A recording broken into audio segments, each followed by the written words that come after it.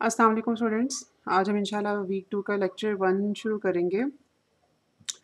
हम लोगों ने लास्ट लेक्चर में चैप्टर नंबर 1 ख़त्म किया था और जो कंटेंट्स है बिल्कुल लास्ट लेक्चर के देवर calculation of mean, median and the trim mean. और इन तीनों की कंप्यूटेशन के लिए जो टॉपिक हम लोगों ने पढ़ा था that was measurement of location कि डेटा कहाँ पे लोकेटेड है, उसकी उसकी सेंट्रल पोजीशन क्या है। और फिर हम लोगों ने ये भी डिस्कस किया था कि कौन सी सिचुएशंस में हम मीन निकालना चाहते हैं और उसके अलावा मीडियन और ट्रिम्ड मीन कौन सी सिचुएशंस में बेहतर रहता है। अच्छा फिर इट्स नॉट नेसेसरी कि हम डेटा को 2 ही हिस्सों में डिवाइड करें क्योंकि मीन हो या मीडियन हो या ट्रिम्ड मीन हो, उसमें हम हमेशा डेटा को 2 हिस्सों में डिवाइड कर लेते हैं। तो sometimes we want to divide it into 4 parts like 25%, फिर 50%, फिर 75%। तो इसके लिए हम जो कैलकुलेशंस यूज़ करते हैं वो क्वार्टाइल्स की होती है। फिर उसके बाद एक और टर्मिनोलॉजी परसेंटाइल्स हम लोगों ने पढ़ी थी जिसमें हम डेटा सेट को 100 हिस्सों में डिवाइड करते हैं। और अगर हम किसी डेटा पॉइंट का परसेंटाइल निकालना चाहें या परसेंटाइल हमारे पास अवेलेबल हो और उसके अगेंस्ट सैंपल वैल्यू निकालना चाहें तो हम लोगों ने उस तरह के सवाल भी करके देखे थे। ये दोनों तरह की चीज़ें हम लोगों ने कैलकुलेट करना सीखी थी। फिर समटाइम्स सेंटर पॉइंट निकालना is not the only calculation for a sample. हम उसका फैलाव भी देखना चाहते हैं क्योंकि हम लोगों ने ये भी पढ़ा था कि हमारे पास डिफरेंट तरह के डेटा सेट्स हो सकते हैं जिन सबका मीन या मीडियन एक ही हो। तो उस सूरत हाल में सिर्फ मीन या मीडियन की कंप्यूटेशन हमें डेटा के बारे में कंप्लीट इन्फॉर्मेशन नहीं देगी। तो उस सिचुएशन में हम वेरियंस या स्टैंडर्ड डेविएशन निकालना चाहेंगे। हम लोगों ने उसका फॉर्मूला भी पढ़ा था और उसमें जो इम्पोर्टेंट बात है वो ये है जो आपने याद रखनी है कि वेरियंस सैंपल के लिए डिफरेंट फार्मूले से निकलती है और पॉपुलेशन के लिए डिफरेंट फार्मूले से निकलती है। जो मेन डिफरेंस है दोनों का वो न्यूमरेटर है। सैंपल का डेटा अगर हमारे पास अवेलेबल हो और हम वेरियंस निकालना चाहें तो हम हमेशा सॉरी अगर मैंने न्यूमरेटर बोला तो इट इट इज़ रॉन्ग, मैं डिनोमिनेटर बोलना चाह रही थी। डिनोमिनेटर दोनों का डिफरेंट होता है। वेरिएंस अगर हम कंप्यूट करना चाहते हैं सैंपल की तो हम डिनोमिनेटर में जो नंबर पुट करते हैं that is n-1, small n-1। जबकि पॉपुलेशन की वेरियंस कंप्यूट करते हुए जितने भी नंबर ऑफ डेटा सेट में जितने भी नंबर ऑफ एलिमेंट्स हमारे पास होते हैं वो पूरा नंबर हमारे पास वेरियंस के फॉर्मूला में अपीयर होता है। ओके, और फाइनली हम लोगों ने बॉक्स प्लॉट बनाना सीखा था, उसकी आप लोगों ने ज़रूर प्रैक्टिस करनी, इंपॉर्टेंट चीज़ है। अच्छा जी, अभी आज के लेक्चर में हम इंशाल्लाह चैप्टर नंबर 2 प्रोबेबिलिटी का शुरू करेंगे और जो इस चैप्टर में आप लोगों ने टॉपिक्स पढ़ने हैं वो ये वाले हैं। हम कोशिश करेंगे कि आज हम 2.1 और 2.2 इंशाल्लाह कवर कर लें। तो जो सैंपल स्पेस एंड इवेंट्स है उसमें कुछ इस तरह की चीज़ें हम लोगों ने पढ़नी है। शायद आप लोगों ने कभी-कभी स्टैटिस्टिक्स का या प्रोबेबिलिटी का कोई चैप्टर पढ़ा हो अपने मैथ्स में तो एक्सपेरिमेंट, सैंपल स्पेस और इवेंट ज़रूर आपने सुने होंगे। सेट थ्योरी थोड़ी पुरानी चीज़ है, ये तो मैट्रिक में ही इसका कुछ ज़िक्र शुरू हो जाता है। हो सकता है कि पहले से होता हो। हमारे टाइम में मैट्रिक में हम सेट थ्योरी के कुछ प्रिंसिपल्स पढ़ा करते थे। तो हम लोगों ने करना यूँ है कि जो एक्सपेरिमेंट, सैंपल स्पेस और इवेंट इनको इनकी तरह डेफिनेशन समझनी है और इनको हम फिर कुछ सवालों के साथ भी सॉल्व करने की कोशिश करेंगे। अच्छा जी, एक्सपेरिमेंट बेसिकली एक ऐसी चीज़ है, एक ऐसा प्रोसेस है जिसकी आउटकम अनसर्टेन हो, ठीक है?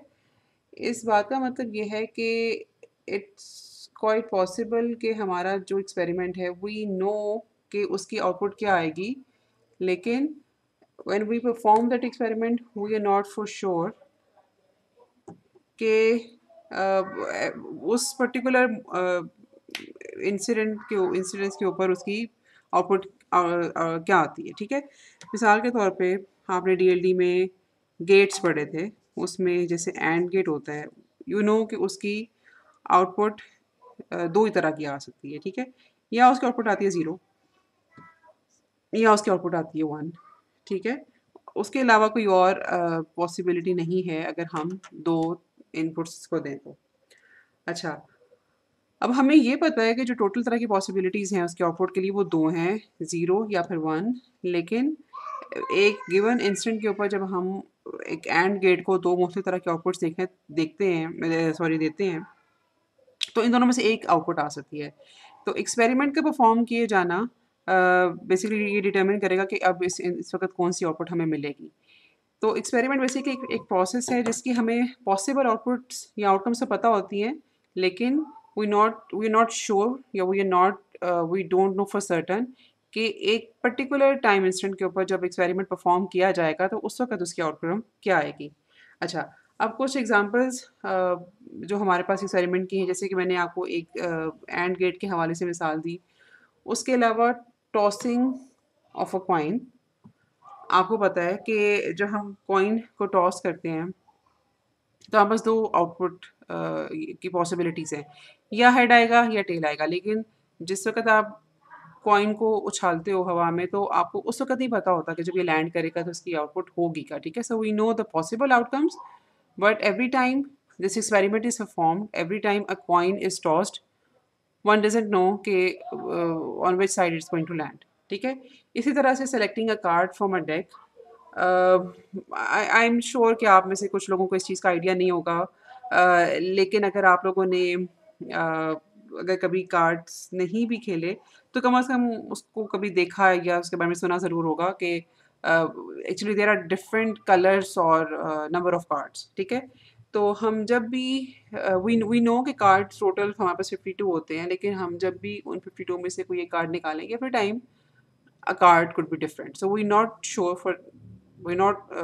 for certain कि एक दफ़ा जब हम कार्ड ड्रॉ करेंगे तो वो किस तरह का कार्ड निकलेगा, ठीक है। सिमिलरली ये जो हमारे सामने अगले दो एक्सपेरिमेंट्स लिखे हुए हैं, यानी कि थ्रोइंग अ डाई और इसी तरह से rotating a spinner, we might know कि पॉसिबल आउटकम्स क्या हो सकती हैं, लेकिन एक दफ़ा हम जब एक्सपेरिमेंट करते हैं यानी कि डाई को थ्रो करते हैं या स्पिनर को रोटेट करते हैं तो we are not sure for certain कि किस नंबर के ऊपर आउटकम आके रुकेगी। ओके, सो ऐसे सारे एक्सपेरिमेंट्स, ऐसे सारे प्रोसीजर्स जिसमें अनसर्टेनिटी इन्वॉल्व हो, वो हम उनको एक्सपेरिमेंट का नाम देते हैं।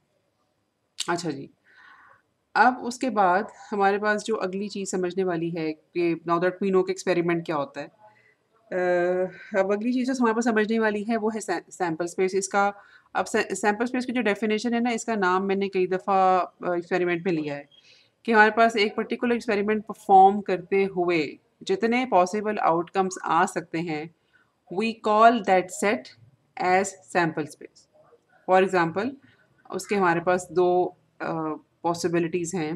एक एक जो सिंपल पॉसिबल सैंपल स्पेस हो सकता है ना, उसमें दो आउटकम्स होंगी, ठीक है, या उसके दो एंट्रीज होंगी। इट्स नॉट पॉसिबल कि किसी भी सैंपल स्पेस में सिर्फ एक एंट्री हो। एक एंट्री होने का मतलब है कि इस चीज़ ने हमेशा होना है, ठीक है। तो फिर उसमें अनसर्टेनिटी तो ना रही ना, ठीक है। तो इसलिए सैंपल स्पेस हम हमेशा मतलब जो मिनिमम पॉसिबल साइज हो सकता है हमारे पास किसी भी सैंपल स्पेस का, दैट इज़ 2, और उसकी कोई अपर लिमिट नहीं है। इन्फिनिट नंबर ऑफ आउटकम्स किसी भी एक्सपेरिमेंट के हो सकते हैं। अच्छा, मसलन जैसे कि मैंने आपको गेट की एग्जांपल अभी दी है, और इसी तरह से कॉइन की टॉसिंग के हवाले से अगर हम बात करें तो देयर ओनली टू पॉसिबिलिटीज़, या फिर हेड या फिर टेल। इसके अलावा इन दोनों पॉसिबिलिटीज़ के अलावा कोई तीसरी ऑप्शन नहीं है। तो अगर मैं कॉइन टॉसिंग के एक्सपेरिमेंट की बात करूं तो मेरे पास वहाँ पे जो सैंपल स्पेस बनेगा इस एक्सपेरिमेंट में, दैट वुड बी हेड और टेल। और इस चीज़ का आप लोगों ने ख्याल रखना है कि सैंपल स्पेस को हम जब रिप्रेजेंट करेंगे तो we do it by curly brackets, क्योंकि हर तरह की ब्रैकेट का डिफरेंट मतलब होता है। तो करली ब्रैकेट में एलिमेंट्स इस तरह से लिख देने का मतलब है कि हम इस एक सर्टेन सेट की बात कर रहे हैं। उसमें ज़रूरी नहीं होता कि हम उसमें कोई तरतीब फ़ॉलो करें। मसलन अगर नंबर्स लिखे हुए हैं तो उनकी तरतीब का कोई ख़ास मतलब नहीं होता, लेकिन करली ब्रैकेट्स का मतलब ये होता है कि इट इज़ अ सेट, ठीक है। अच्छा, ओके। तो इसी तरह से ये तो एक सिंपलेस्ट पॉसिबल सैंपल स्पेस है हमारे पास जिसमें दो आउटकम्स हैं। इसी तरह से सैंपल स्पेस ऐसी भी हो सकती है कि जिसमें दो से ज़्यादा आउटकम्स हों। मिसाल के तौर पे अगर हम टू कॉइन्स को इकट्ठे टॉस करते हैं और हम उन देखना और नोट हम ये करते हैं, या रिज़ल्ट हमारा उसमें ये है, या आउटकम हमारी ये है कि हम उन दोनों का रिज़ल्ट देखें, ठीक है। तो ज़ाहिर सी बात है कि दो चूँकि कॉइन्स टॉस हो रहे हैं तो हमें दोनों को नोट करना पड़ेगा। तो हमारे पास 4 पॉसिबल आउटकम्स हो सकती हैं। जिनमें से एक ये है कि दोनों के ऊपर हेड आए, या पहले के ऊपर हेड आए दूसरे के ऊपर टेल आए, या पहले के ऊपर टेल आए दूसरे के ऊपर हेड आए। अब ये दोनों डिफरेंट तरह के आउटकम्स हैं, इनको हम एक तरह के आउटकम ट्रीट नहीं करेंगे। इसी तरह से हमारे पास दोनों कॉइन्स के ऊपर टेल आ जाए, तो हमारे पास दो कॉइन को टॉस करने के हवाले से जो एक्सपेरिमेंट बनेगा उसमें 4 पॉसिबल आउटकम्स हो सकती हैं, ठीक है? और उसको लिखने के 2 तरीके हो सकते हैं, वो दोनों आपके सामने इस वक़्त स्लाइड पे लिखे हुए हैं। और इसी तरह से अगर हम डाइस को टॉस करने की डाई को थ्रो करने की बात करते हैं, तो उसमें हमारे पास जो सैंपल स्पेस बनेगी उसमें 6 एलिमेंट्स होंगे, ठीक है? ब्रैकेट के साथ हम शो करेंगे 1, 2, 3, 4, 5 और 6। कर्ली ब्रैकेट्स के साथ हम शो करेंगे, तो डाइस को रोल करने की हमारे पास जो सैंपल स्पेस है वो कुछ इस तरह की बनेगी। तो जितनी पॉसिबल आउटकम्स हैं हम उनको सबको इकट्ठा कर लेते हैं and we call that set as sample space. अच्छा जी, और जो ओके, अभी हमने तीसरी चीज़ पे नहीं जाना, इवेंट्स पे जाने से पहले हम लोगों ने सैंपल स्पेस को थोड़ा सा और समझना है। अच्छा, अब सैंपल स्पेस की हम थोड़ी सी ज़रा डेफिनेशन और समझते हैं, देखने की कोशिश करते हैं कि सैंपल स्पेस हमारे पास कितनी तरह की हो सकती है। मिसाल के तौर पर एक ऑप्शन हमारे पास सैंपल स्पेस की ये है कि वो फिनिट हो, उसमें फिनिट नंबर ऑफ एलिमेंट्स हो। ये जो मैंने आपके सामने 4 एग्जांपल्स रखी हैं या 4 एक्सपेरिमेंट्स रखे हैं कि हम एक एंड गेट को 2 इनपुट से और हम आउटकम चेक करें, आउटपुट कैन बी ईदर 0 और 1। इसी तरह से हम कॉइन को टॉस करें, हम 2 कॉइन्स को टॉस करें या फिर हम एक डाई को रोल करें, ठीक है? जब हम एक डाई की बात करें तो दैट वुड बी डाई, अगर एक से ज़्यादा होंगे तो then it would become dice, the term would become dice.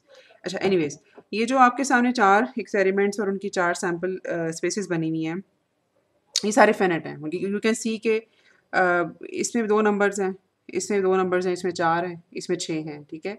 They are all finite. और इसी तरह से एक जो इस वक्त आपके सामने स्क्रीन पे फिनिट की एग्जांपल, फिनिट सैंपल स्पेस को डिफाइन करने के लिए जो एग्जांपल लिखी हुई है 1, 2, 3, 4 और एक कॉस का नंबर है, एक साइन का नंबर है, टोटल 6 नंबर है। तो ये एक फिनिट सैंपल स्पेस की एग्जांपल है। अच्छा, उसके अलावा काउंटेबली इनफिनिट हो सकता है, ठीक है? अब आपने यहाँ पे भी कर सकते हो कि थोड़ा-सा इस वीडियो को पॉज़ करो और थोड़ा-सा खुद से समझने की कोशिश करो कि काउंटेबली इनफिनिट क्या हो सकता है, कोई भी सैंपल स्पेस,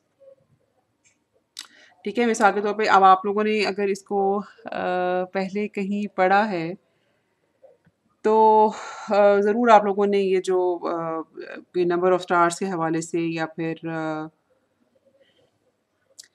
ये जो डस्ट पार्टिकल्स के हवाले से कोई इस तरह की चीज़ें ज़रूर पढ़ी होंगी जो कि काउंटेबली इन्फिनिट है, ठीक है? ओके, मतलब काउंटेबली इन्फिनिट का मतलब ये होता है कि हम इन्हें काउंट कर सकते हैं, it is the number is discrete in nature, but उसकी कोई अपर लिमिट जो है वो एग्जिस्ट नहीं करती, ठीक है? अच्छा, और इस एग्जांपल में कुछ इस तरह से आपको दे सकती हूँ कि number of calls conducted by a call centre in a day, ठीक है? अब उसकी जो सबसे लोएस्ट लिमिट है दैट इज़ 0, कि अगर कोई कॉल भी नहीं आती, और इसी तरह से 1, 2, 3, और लेकिन there is no upper limit, उसमें उसमें कोई भी नंबर उठ सकता है, तो हम वी कैन नॉट डिफाइन कि उसकी अपर लिमिट क्या हो सकती है, ठीक है?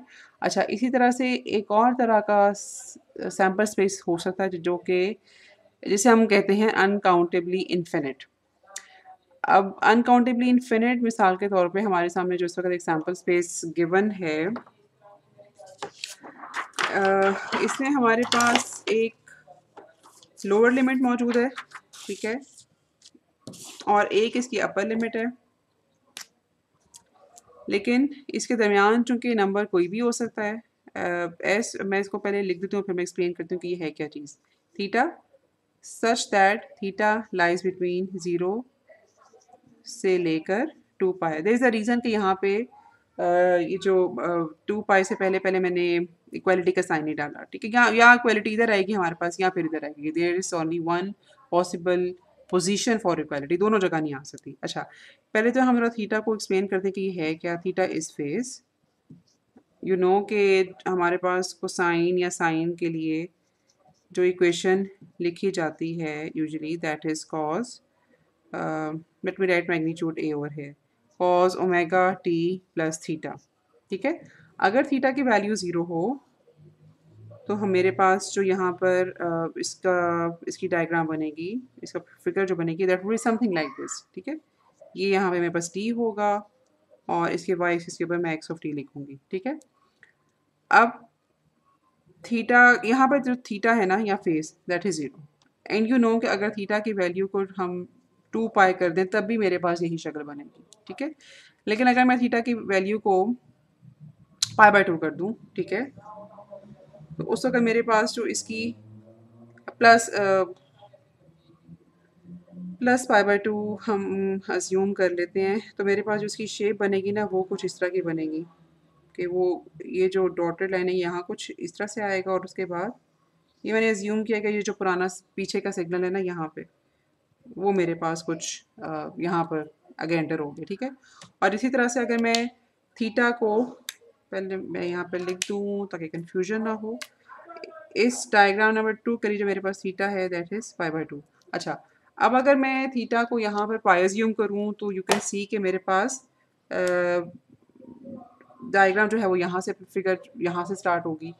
तो थीटा की 0 से लेकर 2 पाई तक बेसिकली इन्फिनिट पॉसिबल वैल्यूज़ हैं। काउंटेबल क्योंकि नंबर नहीं है ना, रियल नंबर अगर हम इसको अज्यूम करें तो 0 से लेकर 2 पाई तक मैं कोई भी नंबर अज्यूम कर सकती हूँ और उस फेज़ के लिहाज से, फेज़ शिफ्ट के लिहाज से अपने सिग्नल को प्लॉट कर सकती हूँ और मेरे पास वो सारे सिग्नल्स एक दूसरे से डिफरेंट होंगे, ठीक है। तो ये बेसिकली एक इस तरह का सैम्पल स्पेस बनेगा मेरे पास कि जहाँ पर थीटा या फेज़ की मेरे पास इन्फिनिट पॉसिबिलिटीज़ मौजूद हैं। There is a lower limit 0 and there is an upper possible limit which is a little lesser than 2 pi. How less we can not define, ठीक है। क्योंकि 2 पाई हम अपर लिमिट 2 पाई से डिफाइन नहीं करते क्योंकि 2 पाई पे तो एग्जैक्टली उसी तरह का सिग्नल बनेगा जैसे फेज़ की वैल्यू 0 के ऊपर सिग्नल बनेगा। तो वी कैन से कि लोअर लिमिट 0 है, upper limit is a little lesser than 2 पाई और मेरे पास इन दोनों लिमिट्स के दरमियान इन्फिनिट पॉसिबिलिटीज़ जो है वो मौजूद हैं। तो इस तरह का जो सैम्पल स्पेस होता है दैट इज़ अनकाउंटेबली इन्फिनिट। हम जब भी किसी चीज़ की मेजरमेंट करते हैं, मसलन अगर हमारे पास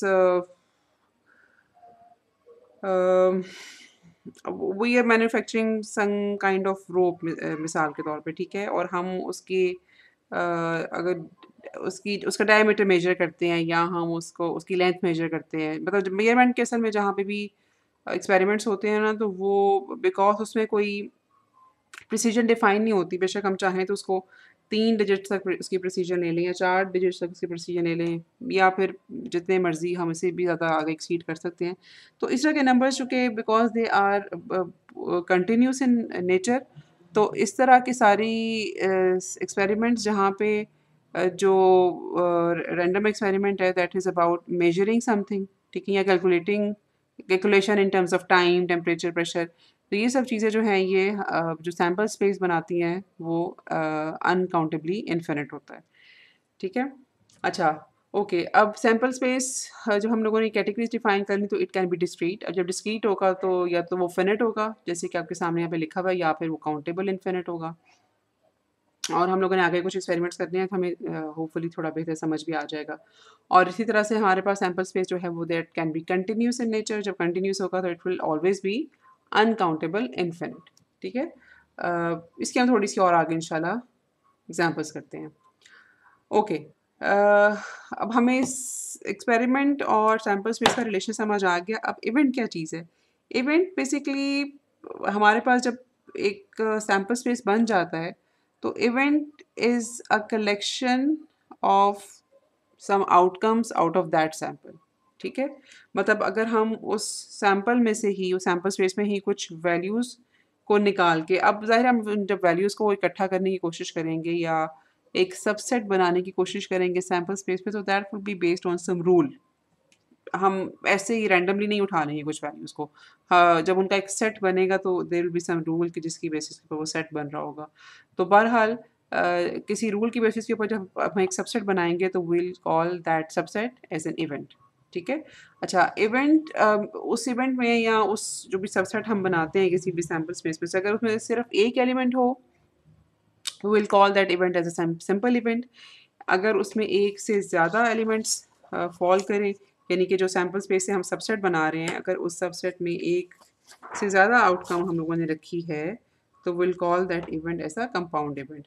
आगे हमारे पास 2 एग्ज़ाम्पल्स भी हैं इसको मज़ीद बेहतर तौर पे समझने के लिए। अच्छा, मिसाल के तौर पे आप ज़रा इसकी स्टेटमेंट भी पढ़ लें। एक हॉस्पिटल जो है उसमें कुछ एडमिनिस्ट्रेटर ने या उनकी जो भी एडमिनिस्ट्रेशन है उन्होंने कुछ इस तरह की सूरत हाल रखी है कि वो पेशेंट्स को कोड असाइन करेंगे और कोड किस तरह से वो असाइन करेंगे कि फर्स्ट दे विल चेक कि उस पेशेंट के पास इंश्योरेंस पॉलिसी है कि नहीं।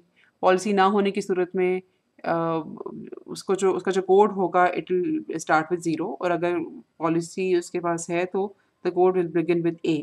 सिमिलरली उसकी कंडीशन मॉनिटर की जाएगी और इसी तरह से वो उसको जो रेट करेंगे उसकी कंडीशन के लिहाज से it can be good, fair और सीरियस।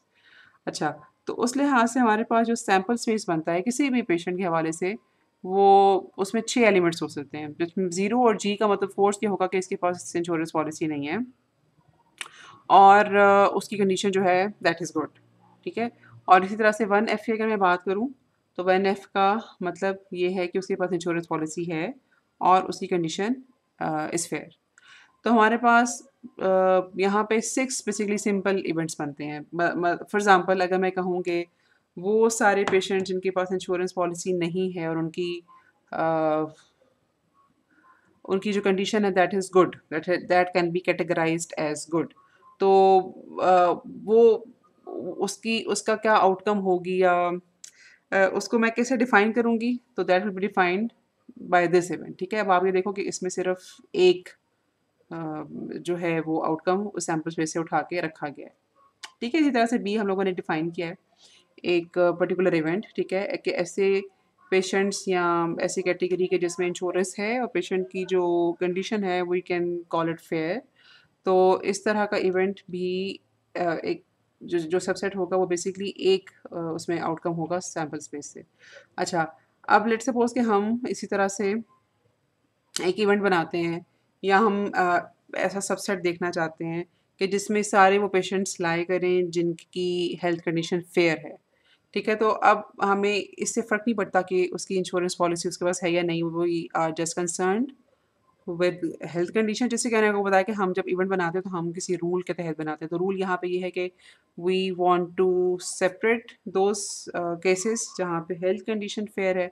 तो हम सिर्फ़ हेल्थ कंडीशन को देखते हुए वो सारे उन सारे एलिमेंट्स का सबसेट बना लेंगे जहाँ पे हेल्थ कंडीशन फेयर होगी और सी आपके सामने जो इवेंट लिखा हुआ है या सबसेट लिखा हुआ है उसमें उसी तरह से जो आउटकम्स हैं वो लिखी जाएँगी। अच्छा जी। हाँ, इसी कॉन्सेप्ट को यानी कि सिंपल इवेंट और कंपाउंड इवेंट को एक और तरीके से समझने की कोशिश करते हैं। मसलन हमारे पास 2 डाइस हैं और उनको हम रोल करते हैं, ठीक है? अब एक्सपेरिमेंट ये है कि हम उनकी उसकी जो आउटकम है वो देखना चाह रहे हैं। तो हम मतलब एक्सपेरिमेंट 2 डाइस हमने रोल करने हैं और हमने जो रिज़ल्ट आना है या जो नंबर आना है उस डाइस के ऊपर रोल होने के बाद उन दोनों के ऊपर वो नोट करना है। अच्छा, अब हमारे पास जो उसकी सैंपल स्पेस बनेगी उसमें ज़ाहिर-सी बात है कि हमारे पास चूँकि 2 डाइस हैं तो एक पॉसिबिलिटी ये है कि डाइस रोल होने के बाद दोनों के ऊपर 1-1 आ जाए या एक के ऊपर 1 आए और एक के ऊपर 2 आए।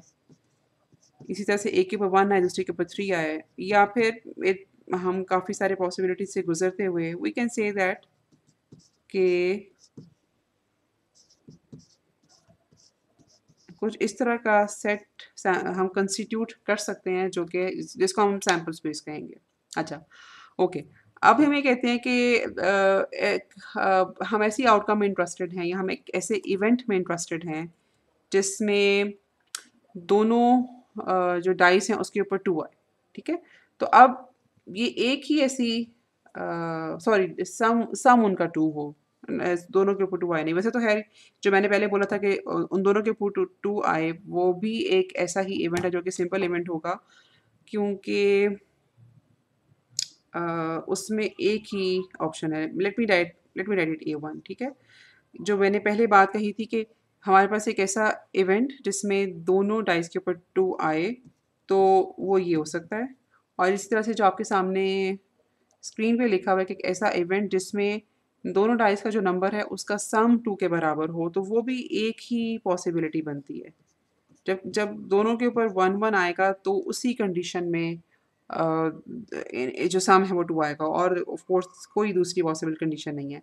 अच्छा, इसी तरह से अगर हम इंस्टेड एक ऐसे इवेंट में इंटरेस्टेड हैं कि दोनों डाइस के ऊपर जो नंबर है उनका सम 4 हो, तो आपके सामने कुछ पॉसिबल आउटकम्स लिखी हुई हैं कि इन ये सारी आउटकम्स अगर आएँगी जैसे 1 3 3 1 या 2 2, तो इन तीनों सिचुएशंस में जो दोनों डाइस के ऊपर जो सम है that will be equal to 4। तो ये एक कंपाउंड इवेंट है क्योंकि अगर आप बी को देखो तो बी में एक से ज़्यादा एलिमेंट्स हैं। तो सिंपल इवेंट जैसे ए1 और ए2 मेरे पास सिंपल इवेंट्स हैं, लेकिन बी मेरे पास जो सबसेट है वो रिप्रेजेंट कर रहा है एक कंपाउंड इवेंट को।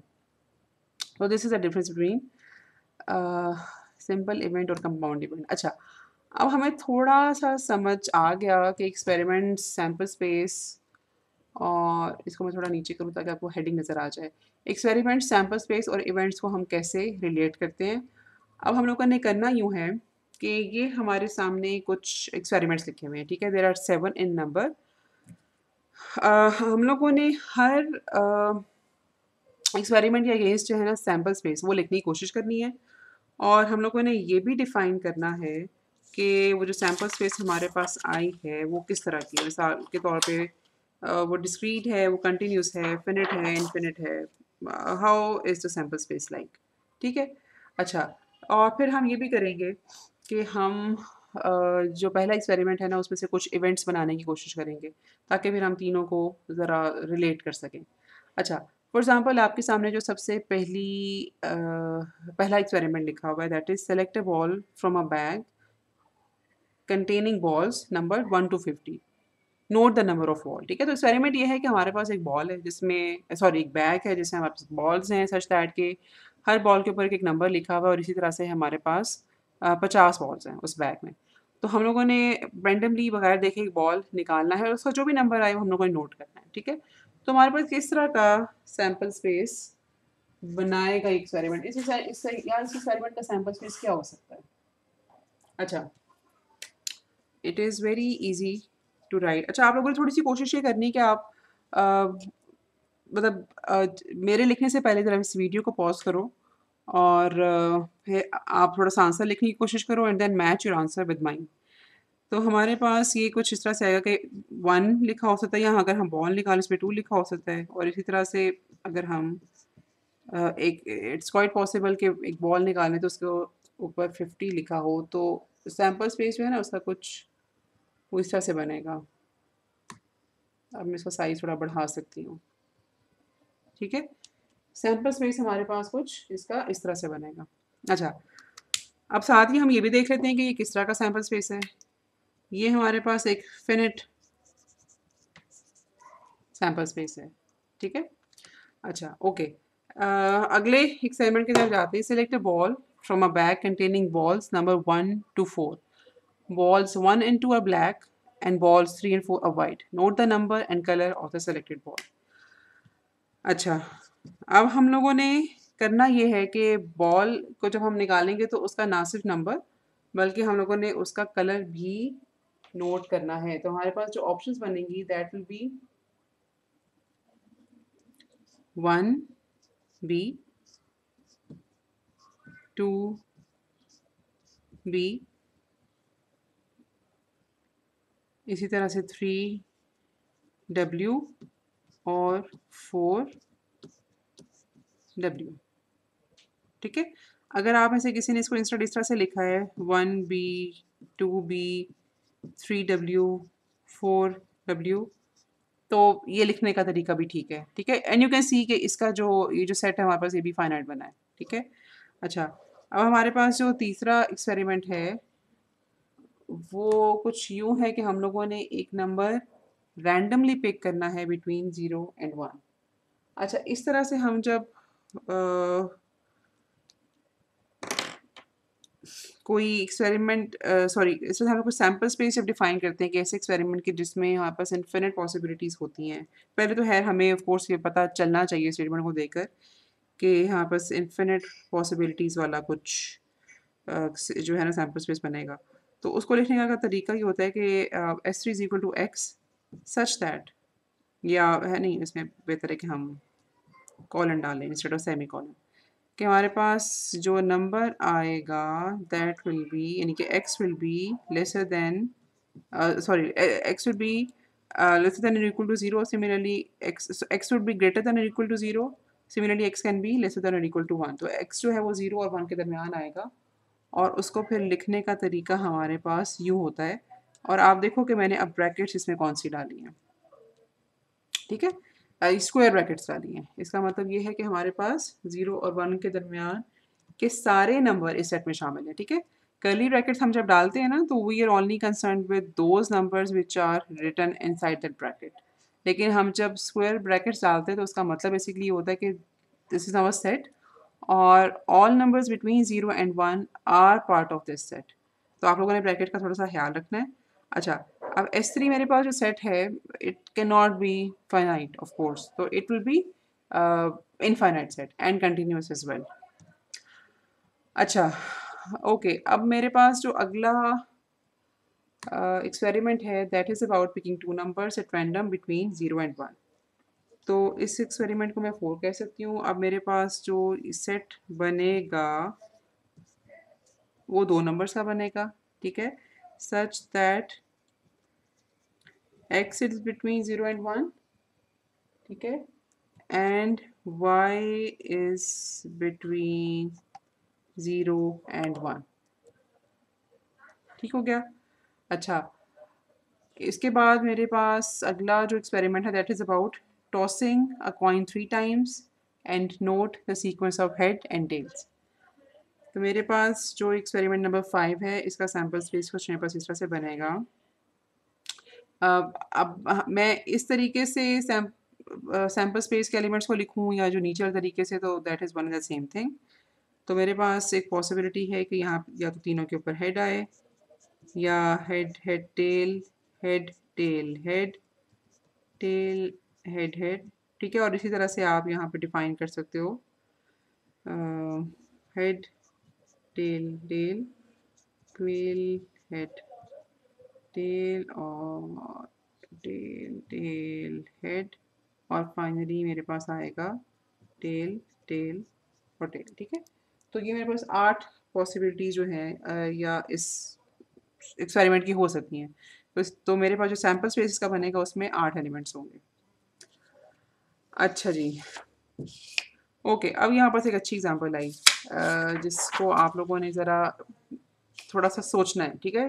बिल्कुल रिलाई नहीं करना मेरे जवाब के ऊपर, पहले थोड़ा सा सोचना है और फिर आप लोगों ने ये वीडियो को प्ले करना है। अच्छा, अब मेरे पास ये जो एक्सपेरिमेंट है ये कुछ इस तरह से है कि एक block of information is transmitted repeatedly over noisy channel. Channel बहुत ख़राब है और इन्फॉर्मेशन को हम भेजते हैं लेकिन बार बार कुछ ना कोई मसला हो जाता है। तो इन्फॉर्मेशन को हम भेजते रहते हैं तब तक जब तक एरर फ्री इन्फॉर्मेशन जो है वो रिसीव नहीं हो जाती। तो ज़ाहिर-सी बात है कि नॉइज़ी है तो कभी हो सकता है बीच में ठीक हो, कई दफ़ा हम 1 या 2 दफ़ा भेजें तो इन्फॉर्मेशन पूरी की पूरी हमें मिल जाए। कई दफ़ा ऐसा होता है कि इन्फॉर्मेशन बस ख़राब ही मिली जा रही है और हमें बार-बार जो है वो ट्रांसमिशन करनी पड़ रही है।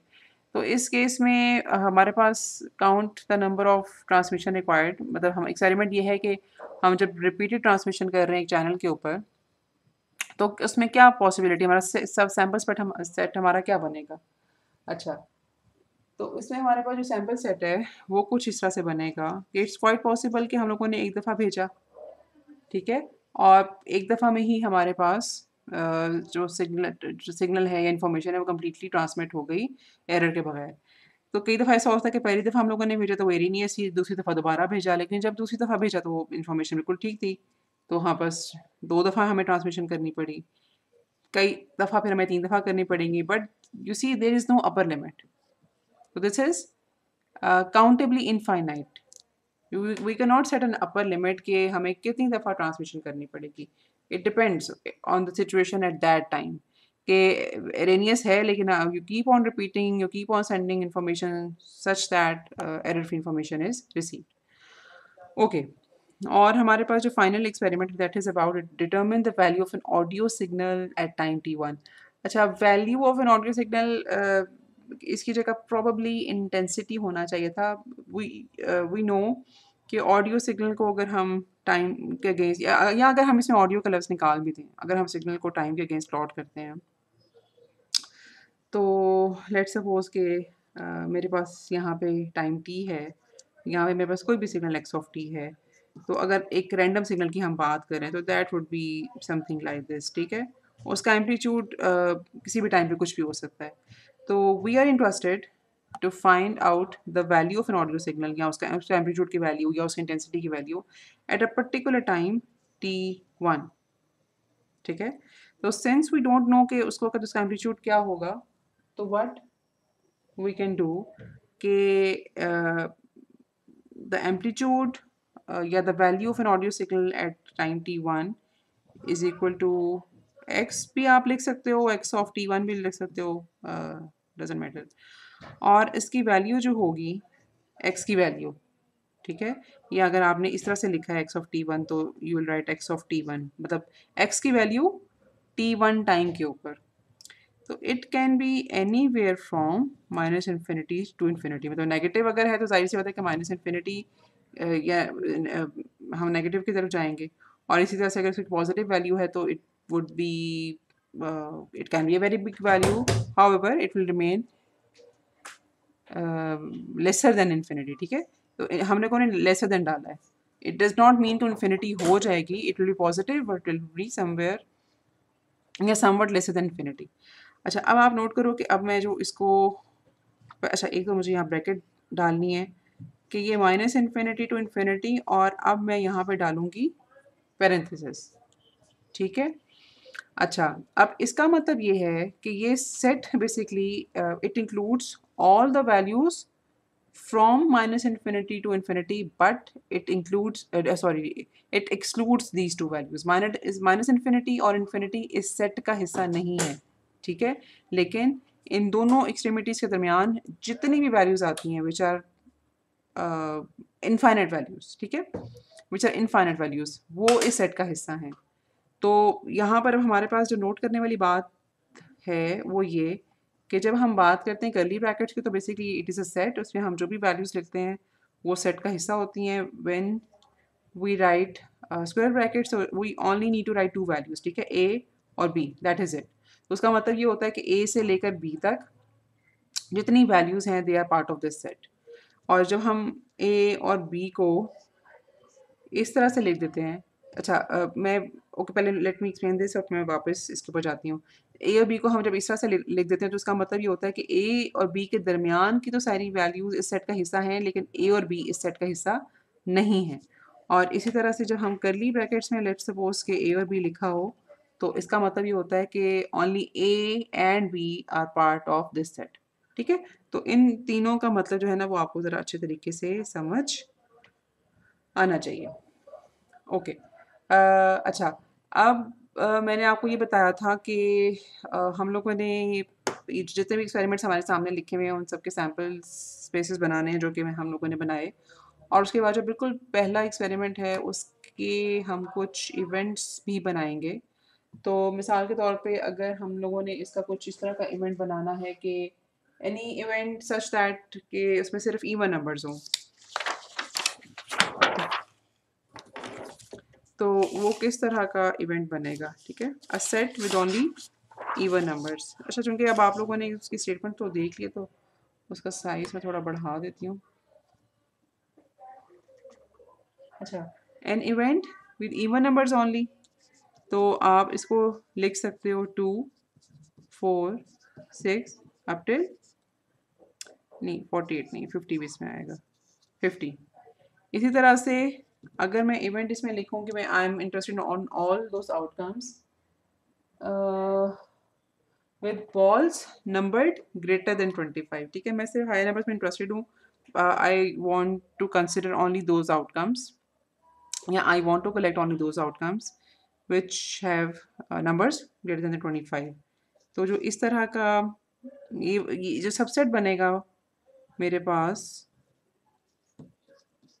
सॉरी यहाँ पे 27 आना चाहिए, और उसके बाद आखिरी नंबर होगा 50, ठीक है। और इसी तरह से अगर मैं कहूँ कि an event which is comprised of only prime numbers तो ये 2 3 5 7 और आखिरी नंबर जो है मेरे पास वो आएगा आई गेस 47। ठीक है, इसी तरह से एक इवेंट हो सकता है कि outcomes with only single digits. ठीक है, तो वो 1 से लेकर मेरे पास फिर 9 तक नंबर्स आएंगे। अच्छा, यू सी के ये जितने भी इवेंट्स मेरे पास हैं वो एक रूल के तहत हैं कि वो यानी कि ये जो सारे आउटकम्स मैंने 2 से लेकर 50 तक लिखे हैं, there is a rule defining this event कि मैं अगर A1 को मैं एक इवेंट मेरे पास है तो उसमें जो भी आउटकम्स मैं उस सैम्पल स्पेस से लेके यहाँ पे लिखूँगी, उस वो कोई रूल होगा जो उन सबको जिसने मतलब आप समझो कनेक्ट किया होगा या आपस में कलेक्ट किया होगा। ठीक हो गया? तो an event follows a rule. Okay, अब हमारे पास आगे क्या है? Let's see. अच्छा, ओके।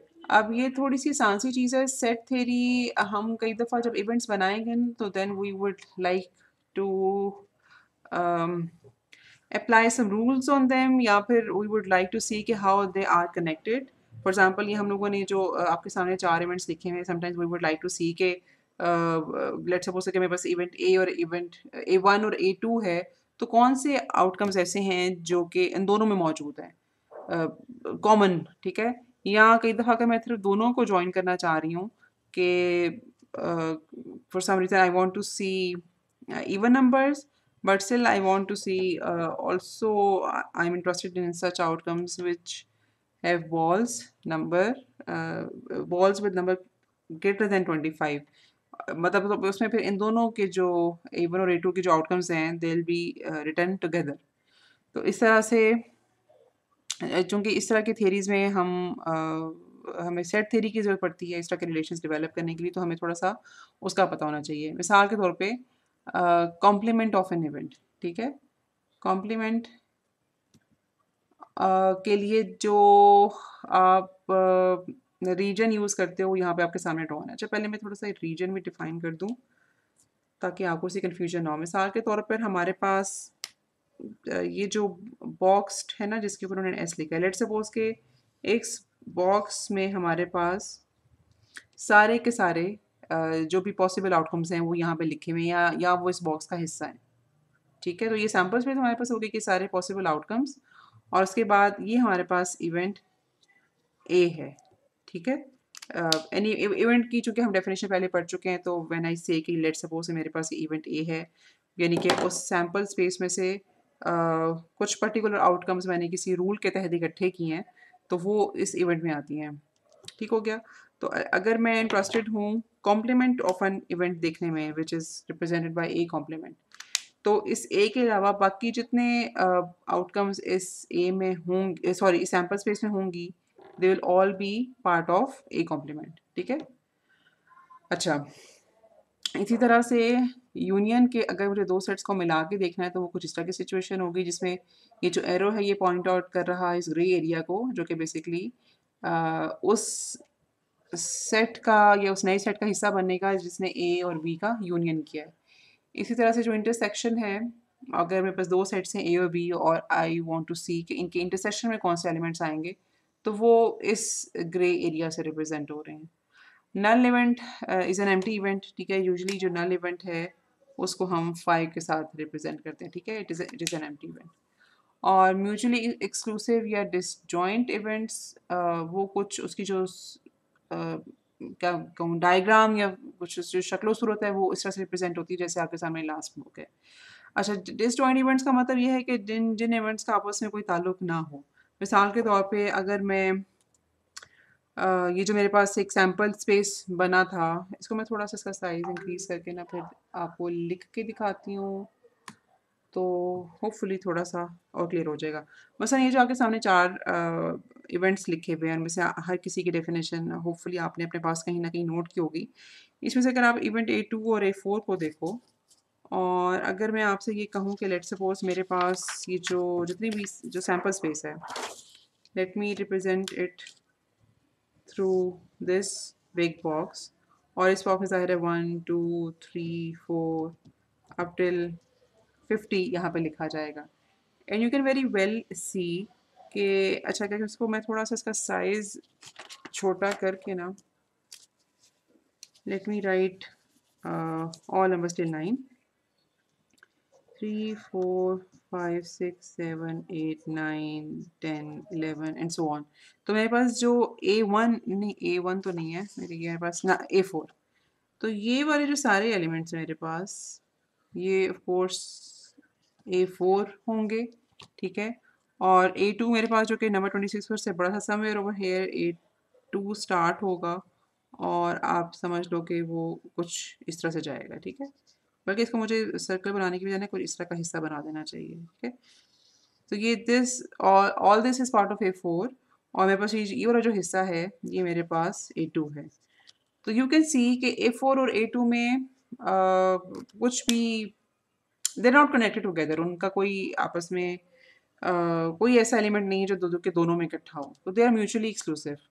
अगर A4 अकर हो रहा है तो इट डज नॉट मैटर कि A2 अकर हो या ना हो, या मतलब A2 का अकर होना A4 पे कोई सेहत उसकी सेहत पे असर नहीं डाल रहा।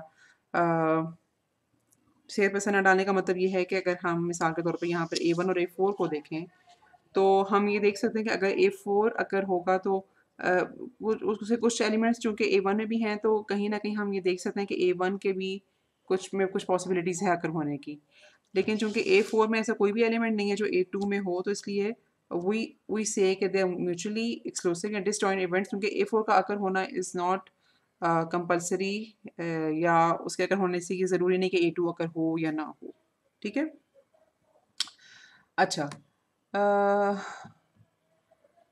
तो ये हमारे पास ओके एग्जांपल है थोड़ा सा इन सेट्स को देखने की है, ये आप इसे कर सकते हो हम, लेकिन एक पहले दो कर लेते हैं ताकि फिर आपको थोड़ी सी समझ आ जाए। मिसाल के तौर पे हमारे पास एक सर्टेन एक्सपेरिमेंट है जिसमें एक सैम्पल स्पेस बनती है, वो आपके सामने लिखी हुई है 0 से लेकर 6 तक, उसमें 7 एलिमेंट्स हैं, और इसी तरह से 3 कोई इवेंट्स हैं ABC जो कि डिफाइंड है आपके सामने, ठीक है।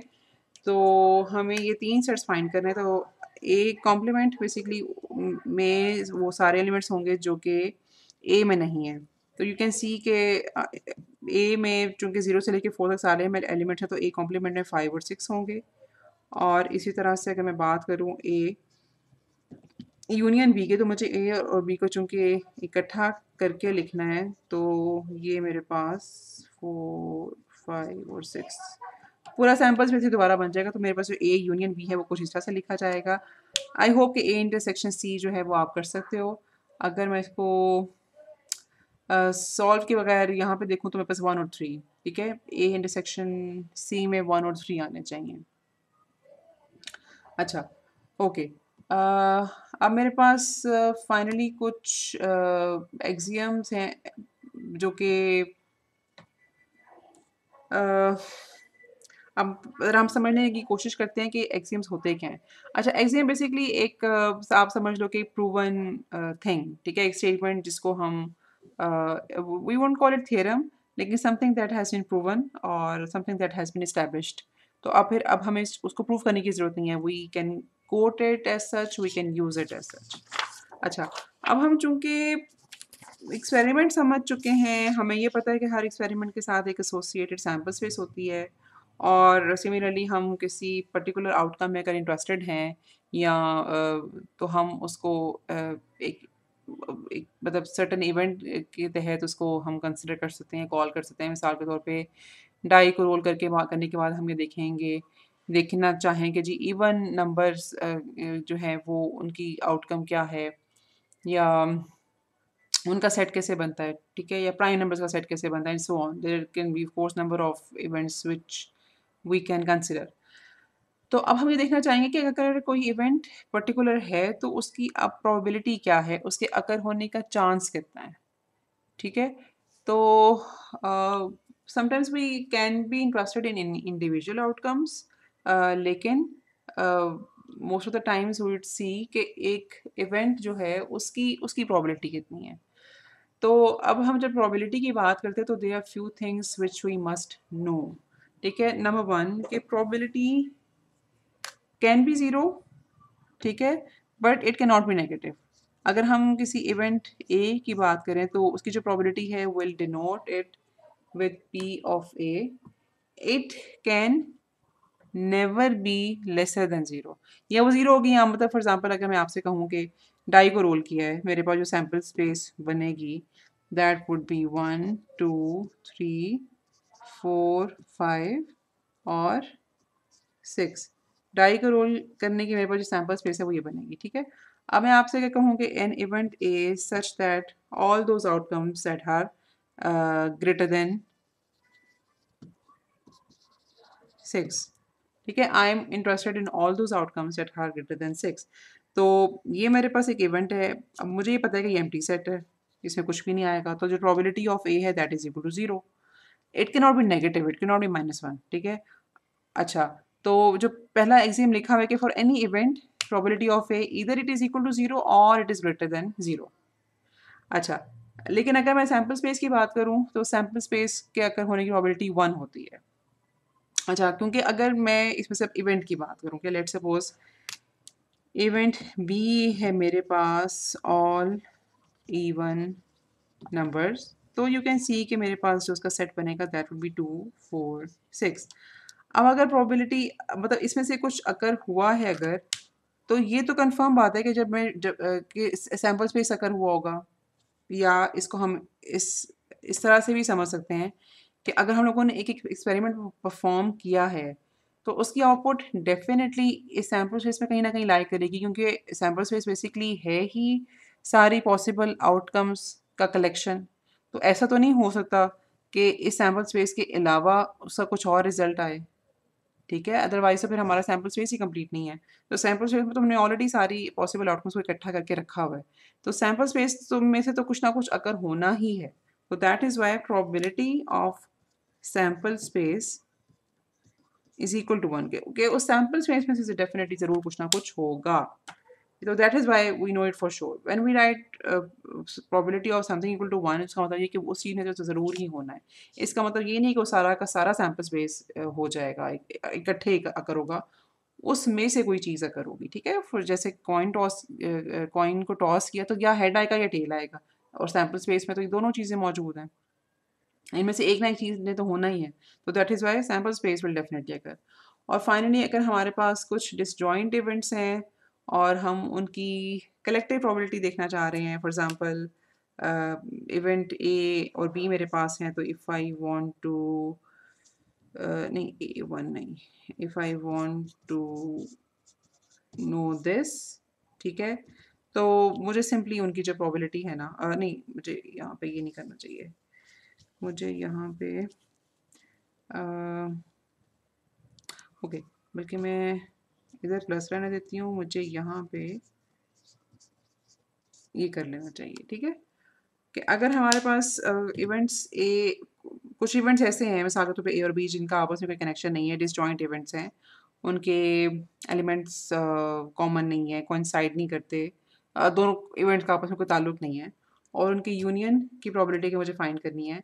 तो वो उनकी प्रोबेबिलिटी को अलग अलग फाइंड करके अगर मैं ऐड कर लूँ तो दैट विल बी ओके, ठीक है। तो तीसरा एक्सियम जो है वो ये डिफाइन करता है। अच्छा जी, और उसके बाद फाइनली हमारे पास आई गेस हाँ फाइनल स्लाइड है। अच्छा, इसमें एक तो इस तरह की चीज़ है कि अगर हम लोग दो इवेंट्स की बात कर रहे हैं,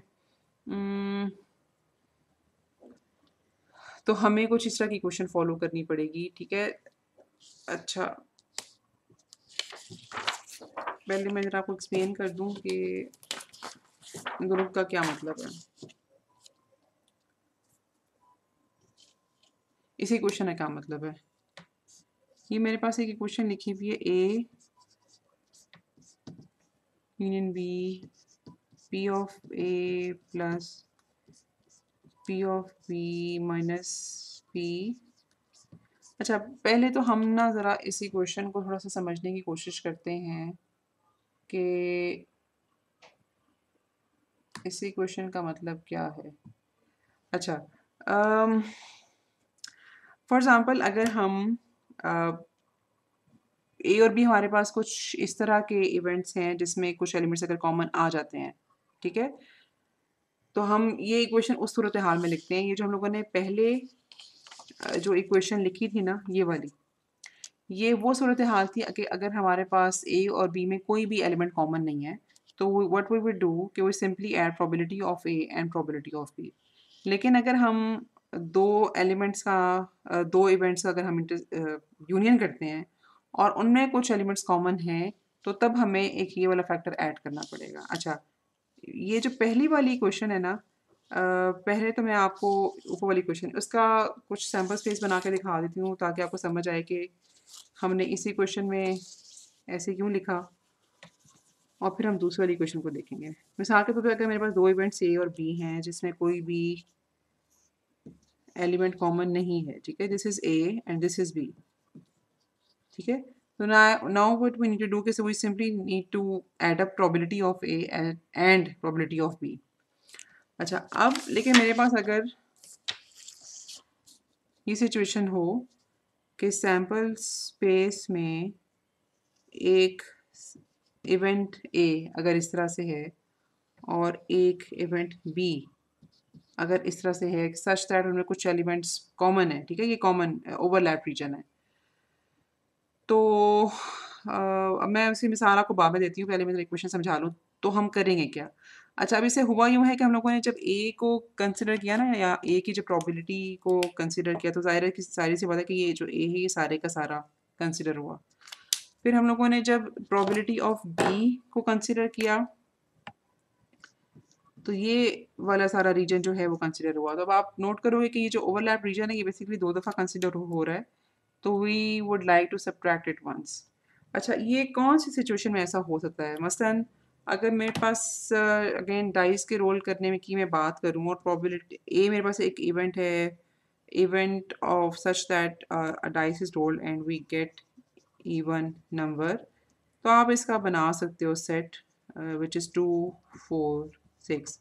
और इस तरह से बी मेरे पास अगर एक इवेंट है such that it carries prime number, तो ये मेरे पास आएगा 2 3 और 5, ठीक है। तो नाउ यू कैन सी के ये दोनों इवेंट्स एक दूसरे से बिल्कुल अलग हैं, लेकिन इनमें एक एलिमेंट जो है वो कॉमन है, ठीक है। तो इट माइट हैपन, बल्कि it would happen, it will happen for sure कि हम जब प्रोबेबिलिटी ऑफ ए और प्रोबेबिलिटी ऑफ बी ऐड करेंगे तो ये जो 2 है ये बेसिकली तो दो दफ़ा कंसिडर हो जाएगा, एक दफ़ा ए में और एक दफ़ा बी में, तो फिर हमें ये जो ये वाला एरिया है सब्ट्रैक्ट करना पड़ेगा, ठीक है। अच्छा, और इसी तरह से वी मस्ट नो कि देयर कैन बी एक्सपेरिमेंट्स जहाँ पे हर जो आउटकम है वो इक्वली लाइकली हो, and there can be experiments जहाँ पे हर आउटकम इक्वली लाइकली ना हो। मसलन हम लोगों ने जो दो बहुत सिंपल पॉसिबल एग्जांपल्स हैं कि अगर मैं डाइस को रोल करूँ तो इक्वल चांस है 1 से लेकर 6 तक जो नंबर्स हैं उसमें से कोई भी नंबर मेरे सामने आ सकता है। मैं अगर कॉइन को टॉस करूँ तो हेड या टेल आने का इक्वल चांस है। तो ये सारे ऐसे एक्सपेरिमेंट्स हैं जहाँ पे हर एक्सपेरिमेंट या सॉरी हर आउटकम इक्वली लाइकली है। अच्छा, अब ऐसे एक्सपेरिमेंट्स हमारे पास भी होते हैं जहाँ पे आउटकम अनइक्वली लाइकली हो जाए। फॉर एग्ज़ाम्पल, अगर आपके पास डाइस की बजाय एक माचिस की डब्बी है। अब माचिस की डब्बी को जब आप उसकी साइड्स पे अगर आप उसकी भी टोटल 6 साइड्स बनती हैं, ठीक है? उनके ऊपर आप वन्स हर साइड के ऊपर आप नंबर लगाते जाओ तो eventually you will be able to write 1 to 6 with 1 number on each side. तो उसको जब आप हवा में उछालते हो तो यू विल सी के हर साइड के ऊपर अपीयर होने का चांस इक्वली लाइकली नहीं है।